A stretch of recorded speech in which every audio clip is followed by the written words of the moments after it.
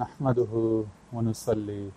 ونسلم على سيدنا مولانا محمد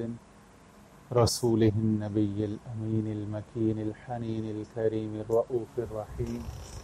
أما بعد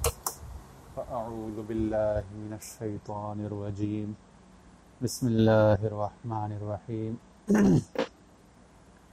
آج ہم ریاض الصالحین کا باب نمبر 29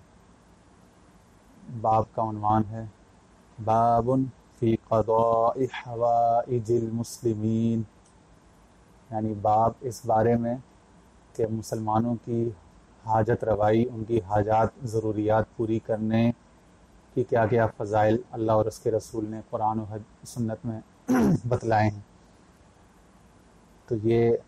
مسلمانوں کی حاجات پوری کرنے سے متعلق، ان کی ضروریات سے متعلق، ان کے کام آنے سے متعلق ایک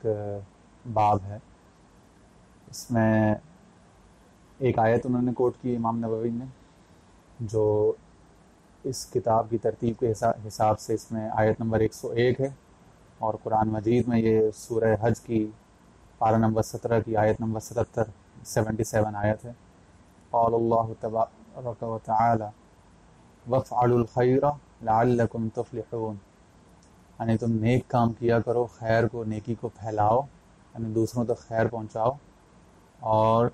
اس کے نتیجے میں امید کی جا سکتی ہے کہ تمہیں فلاح نصیب ہوگی اور فلاح پاؤ گے. اس کے بعد بعد اس کے 2 حدیثیں لے کر آئے ہیں اس باب میں امام نووی.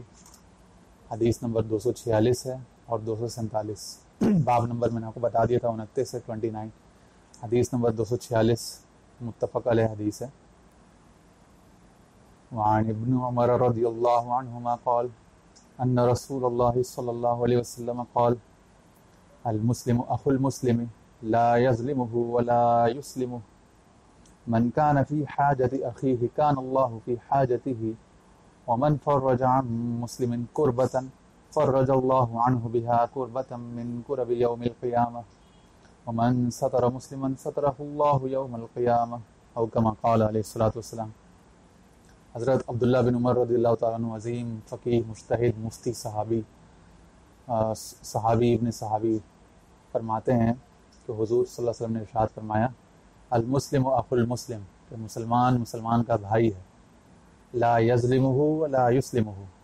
نہ اس پر ظلم کرتا ہے اور نہ اس کو کسی ظالم کے یا دشمن کے حوالے کرتا ہے، یعنی نہ اس پر ظلم کو ہونے دیتا ہے حتی الامکان حتی المقدور. اور پھر آگے فرمایا کہ نہ صرف یہ بلکہ من کان فی حاجت اخیہ کان اللہ فی حاجتہ، کہ جو انسان کسی اپنے بھائی یعنی مسلمان کی ضرورت پوری کرنے میں لگا رہتا ہے تو اللہ تعالیٰ اس کے کاموں میں اور اس کی ضروریات پوری کرنے میں لگا رہتا ہے. ومن فرج عن مسلم کربۃ فرج اللہ عنہ بها کربۃ من کرب یوم القیامہ، یعنی کہ جو شخص کسی مسلمان سے کوئی تکلیف، کوئی پریشانی، مشقت دور کرتا ہے تو اللہ تعالیٰ بھی اس سے جو ہے اس کی پریشانیاں دور فرمائے گا، خصوصاً جو قیامت کی جو بڑی بڑی اندوہناک مصیبتیں ہوں گی ان کو اللہ تعالیٰ اس سے رفع فرمائے گا. اور ومن ستر مسلما سترہ اللہ یوم القیامہ، اور جس نے یہاں پہ کسی مسلمان کی عیب پوشی کی، اس کی پردہ پوشی کی، تو اللہ تعالیٰ بروز قیامت اس کو رسوا ہونے سے بچائے گا، اس کے عیوب سے درگزر فرمائے گا، صرف نظر فرمائے گا. اس طرح آگے حدیث نمبر 247 سے عن ابی ہریرہ رضی اللہ عنہ قال عن النبی صلی اللہ علیہ وسلم قال من نفس عن مؤمن کربۃ من کرب الدنیا، یعنی جس کسی شخص نے کسی مومن سے دنیا کی تکالیف میں سے کوئی تکلیف اس کی دور کر دی، نفس اللہ عنہ کربۃ من کرب یوم القیامہ، تو اللہ تعالیٰ اس قیامت کے روز اس کی جو ہے وہ عظیم پریشانی، تکلیف، کرب جو ہے اس کا وہ دور فرمائے گا. ومن یسر علی معسر، اور جس نے کسی تنگ دست کو آسانی دی، یسر اللہ علیہ فی الدنیا والآخرہ، تو اللہ تعالیٰ اس کو دنیا اور آخرت دونوں جہاں میں جو ہے آسانیاں عطا فرمائے گا. تو اس میں ہمارے لیے وہ ہمارے مسائل کا حل، ہماری پریشانیوں کا حل نکلتا ہے، جس کے لیے ہم در مارے اور ٹھوکریں کھاتے پھرتے ہیں کہ یار ہمارے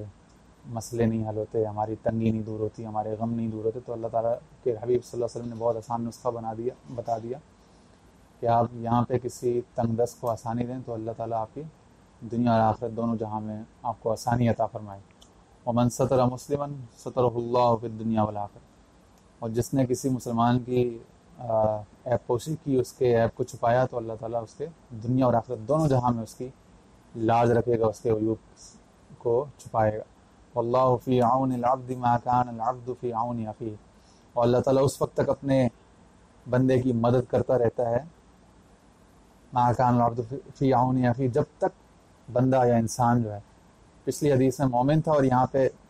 مطلق ہو گیا بغیر کسی تخصیص کے، کہ کوئی بھی شخص، کوئی بھی انسان، بنی آدم کا کوئی بھی فرد، وہ جب تک کسی بھی انسان کے کام آتا رہتا ہے تو اللہ تعالیٰ اس کے کام آتا رہتا ہے، اللہ تعالیٰ اس شخص کے بھی کام بناتا رہتا ہے۔ ومن سلک طریقا یلتمس فیہ علما سہل اللہ بہ طریقا الی الجنہ، اور یہاں پہ تکلیفیں دور کرنے اور آسانیاں دینے اور تنگی میں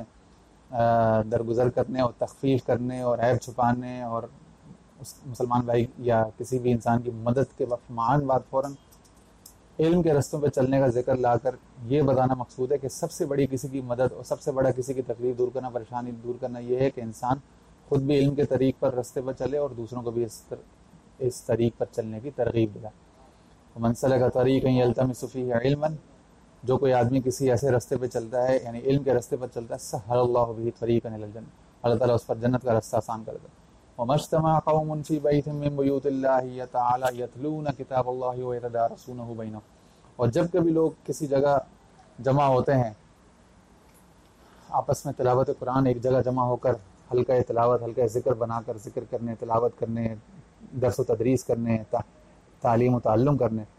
تو الا نزلت علیہم السکینہ، تو ان پر سکینہ یعنی اطمینان اور سکون نازل ہوتا ہے، وغشیتہم الرحمہ، رحمت اللہ پاک کی طرف سے متوجہ ہوتی ہے، وحفتہم الملائکہ، ملائکہ ان کو گھیر لیتے ہیں، وذکرہم اللہ فی من عندہ او کما قال علیہ الصلوۃ والسلام، یہ مسلم شریف کی حدیث ہے کہ پھر اللہ تعالیٰ ان کا ذکر کرتے ہیں اپنے فرشتوں میں، اپنے قرب کے فرشتوں میں، ان کا بطور فخر، بطور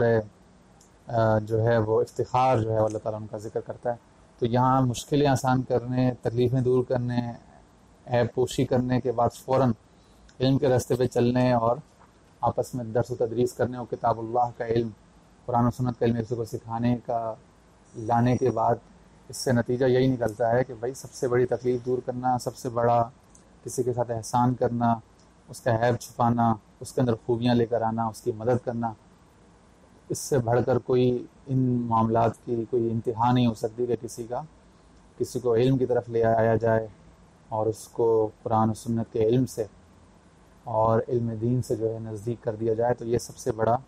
کسی مومن کے ساتھ یا کسی انسان کے ساتھ جو ایک انسان کی طرف سے احسان ہو سکتا ہے، بھلائی ہو سکتی۔ تو دعا ہے کہ اللہ تعالیٰ ہم نے جو سنا اس پر عمل کرنے کی توفیق عطا فرمائے۔ وآخر دعوانا ان الحمد للہ رب العالمین۔